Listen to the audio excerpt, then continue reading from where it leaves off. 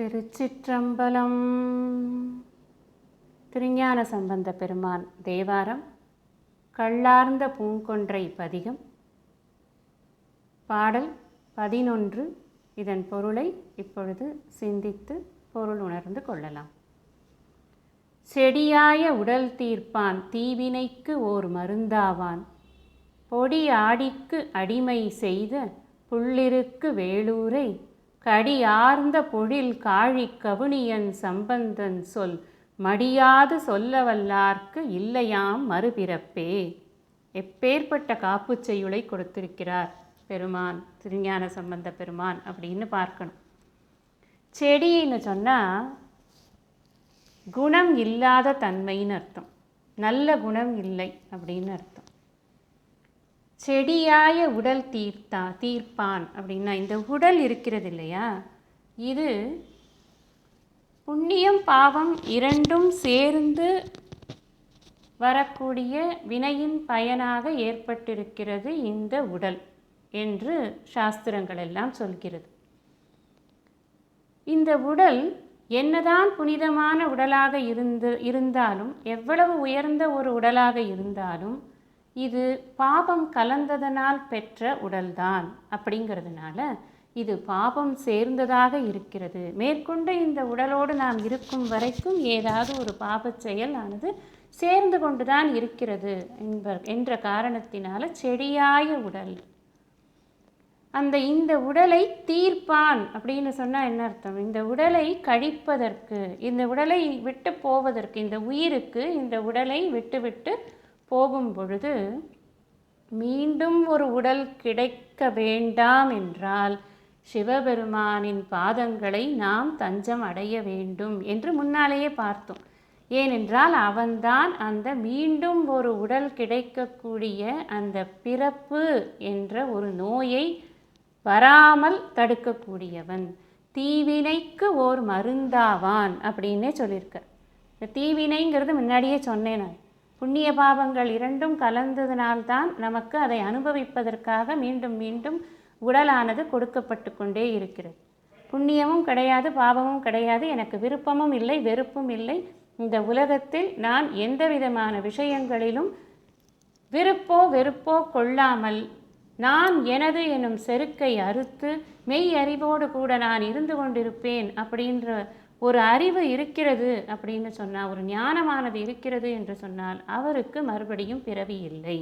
அதுதான் தீவினைக்கு ஓர் மருந்தாகிறது அப்படின்னு அர்த்தம். அப்புறம் சொல்கிறார் பொடி ஆடிக்கு அப்படின்னு. பொடி ஆடிக்கு அப்படின்னு சொன்னால் என்ன அர்த்தம்? பொடின்னு சொன்னால் திருநீரு அப்படின்னு அர்த்தம். யார் ஒருத்தர் எப்பொழுதும் திருநீற்றை விடாமல் பூசிக்கொண்டிருக்கிறார்களோ, அப்பேற்பட்ட அந்த திருநீற்றை தரித்திருக்கக்கூடிய சிவ சின்னங்களை தரித்திருக்கக்கூடிய ஒரு அடியவர்க்கு இறைவனே அடிமை பூணுகிறான் என்றுதான் புராணங்கள் எல்லாம் நமக்கு சொல்கிறது. இந்த பொடி ஆடி அப்படின்னு சொன்னால், பொடினா திருநீர், அந்த திருநீற்றையே உடல் முழுவதும் பூசிக்கொண்டிருக்கிறார்கள் இல்லையா, அந்த திருநீற்றிலேயே குளிக்கிறாங்களே, எப்போ பார்த்தாலும் சிவபெருமானின் சிந்தனையிலேயே இருக்கிறார்கள், திருநீற்றை பற்றியே சிந்தித்து கொண்டிருக்கிறார்கள், அதன் பெருமையை பற்றியே கொண்டிருக்கிறார்கள். அந்த பொடியிலேயே நீராடியவனாக அவன் இருக்கிறான், அவனைத்தான் பொடியாடி அப்படின்னு அழகாக இங்கே குறிப்பிடுகிறார் ஞானசம்பந்த பெருமான். அப்பேற்பட்ட அந்த பொடி ஆடிக்கு அடிமை செய்த புள்ளிருக்கு வேளூரை, அந்த மாதிரி இருக்கக்கூடிய அந்த அடியார்களுக்கு என்ன கஷ்டம் வந்தாலும் உடனே முன் நிற்கக்கூடியது யார் அப்படின்னா இந்த சிவபெருமான் தான் முன் வந்து நிற்கிறார். அப்பேற்பட்ட அவர் இருக்கக்கூடிய அந்த புள்ளிருக்கு வேளூரை, கடியார்ந்த பொழில் காழி கவுனியன் சம்பந்தன் சொல் அப்படின்னு சொல்கிறார். இங்கே கடின்னு சொன்னால் நறுமணம்னு அர்த்தம்.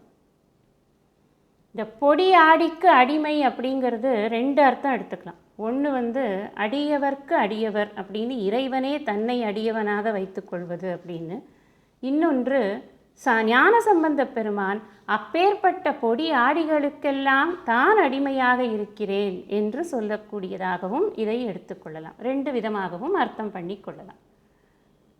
இங்கே கடி ஆர்ந்த பொழில் காழி அப்படிங்கிற நல்ல நறுமணங்கள் வீசக்கூடிய நிறைய நந்தவனங்களும் நிறைய பூச்செடிகளும் கொடிகளும் நிறைந்து இருக்கக்கூடிய அந்த சீர்காழி பதியிலிருந்து வரக்கூடிய அந்த ஞானசம்பந்த பெருமான் அவர் சொன்ன சொல் மடியாது சொல்ல வல்லார்க்கு. என்னப்பா 11 பாட்டா? ஐயோ என்னால் முடியாதுப்பா, நான் வேணா 2 பாடவா? மடி என்றால் சோம்பேறித்தனம் என்று அர்த்தம். சோம்பேறித்தனத்தினால நாம் என்ன பண்ணுறோம் அப்படின்னு சொன்னால், ஒன்று பாடுவோமே, ஒன்று ஃபுல்லாக பாடணுமா இன்னைக்கு, ஒன்று பாடுறேனே, அப்படி கிடையாது. ஒரு பதிகத்தை எடுத்தோம்னு சொன்னால் அழகாக அந்த பதிகத்தில் இருக்கிற பாடல்கள் எல்லாத்தையும் பொருளோடு கூட அதை சிந்தனை பண்ணணும். அதுக்குத்தான் இவ்வளவு மெனக்கெட்டு 11 பாடல்களுடைய பொருளையும் எதற்காக நம்ம சிந்திச்சு பதிவு பண்ணுறோம் அப்படின்னு சொன்னால், பண்ணிசையோடு பாடக்கூடியது 1ஆம் பாடல் கடைசி பாடல் என்பதெல்லாம் ஒரு இதுக்காக வைத்து கொண்டிருக்கிறோம். நம்ம கற்றுக்கொள்வதற்காக வைத்து கொண்டிருக்கிறோம். ஆனால் இடையில் உள்ள பாடல்களை எல்லாம் பாராயண முறை என்று சொல்வார்கள். நாம் அதையெல்லாம் படிக்கக்கூடாதுங்கிறதே கிடையாது, அதையெல்லாமும் வாசிக்கணும். இப்போ பாருங்களேன், நம்ம 11 பாடல்களில் நம்ம உள்ள நடுவில் இருக்கக்கூடிய அந்த பாடல்களில் இருக்கக்கூடிய அர்த்தங்கள் எவ்வளவு இருக்கிறது. அதனால தான் சொல்கிற, மடியாது சொல்ல வல்லார்க்கு. இந்த சோம்பேறித்தனமாக என்று சொல்வது நான் சொல்லவில்லை, அது சொன்னது ஞானசம்பந்த பெருமான். மடியாது சொல்ல வல்லார்க்கு, சோம்பேறித்தனமே இல்லாமல் இந்த பாடல்களை, இந்த சம்பந்த பெருமானுடைய சொற்களை எல்லாம் சொல்ல வல்லார்க்கு. யாரால் சொல்ல முடிகிறதோ, யாருக்கு அந்த சொல்ல வேண்டும் என்ற எண்ணம் இருக்கிறதோ, மனது உயர்ந்த சத்துவகுணத்தில் யாருக்கு இருக்கிறதோ, யாருக்கு அந்த பக்தியானது பூரணமாக இருக்கிறதோ, யாருக்கு சிவபெருமான் மீதே எப்பொழுதும் சிந்தனையானது நிலைத்து நின்று கொண்டிருக்கிறதோ, அவனுடைய புகழை பாடுவதற்காகவே தன் நா படைக்கப்பட்டிருக்கிறது என்பது யாருக்கு தெரிகிறதோ புரிகிறதோ, அவருக்கு இல்லையாம் மறுபிறப்பே. அதுதான் முடிச்சிட்டார் அவர். இனிமேல் பிறக்க மாட்டேயப்பா, நீ சோம்பேறித்தனம் இல்லாமல் நான் சொல்லியிருக்கிற பாட்டை எல்லாம் ஒழுங்காக பொருள் உணர்ந்து நீ பாடு இறைவனுடைய சன்னதியில்.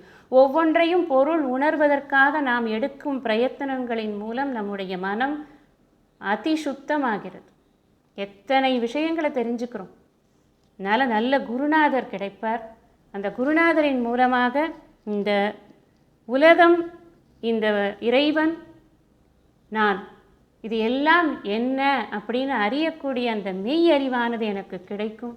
அந்த மெய்யறிவின் துணை கொண்டு நான் இனி பிறவாத பெருநிலையை அடைவேன் அப்படிங்கிறது அந்த பக்தனுடைய ஒரு முடிவான பயனாக இருக்கும் என்று சொல்லி, இந்த 11 பாடல்களையும் இயன்ற வரைக்கும் தெரிந்த வரைக்கும் குருநாதரனுடைய அருளின் காரணமாக இயன்ற வரைக்கும் அதற்கான பொருளை நாம் பார்த்திருக்கிறோம். ஏதேனும் குற்றம் குறை இருந்தால் அது சொன்னவரை சாரும், நிறை இருந்தால் அது குருநாதரையே சாரும் என்று சொல்லி, எல்லாம் வல்ல அந்த சிவபெருமானின் அருளை நாம் அனைவருக்காகவும் வேண்டி பிரார்த்தித்து, ஞானசம்பந்த பெருமானுடைய அருளையும் நன்றாக சிந்தித்து அவரையும் போற்றி வணங்கி, இத்துடன் இந்த கள்ளார்ந்த பூங்கொன்றை என்ற திருப்புள்ளிருக்கு வேலூர் பதிகத்தினுடைய விளக்கங்களை நாம் இந்த அளவில் பூர்த்தி செய்கிறோம்.